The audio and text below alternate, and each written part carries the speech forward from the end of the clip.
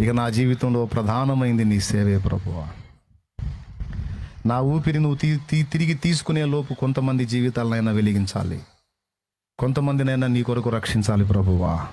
నీ సిలువ యాగమును, బలిదానమును కొంతమందికైనా పరిచయం చేయాలి. ఇది నా జీవిత లక్ష్యం.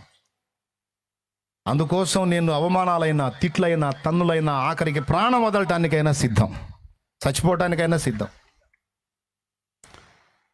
ఇలాగున ప్రతి క్రైస్తవుడు స్ఫూర్తి పొందాలి, చైతన్యవంతుడు, చైతన్యవంతురాలు కావాలి.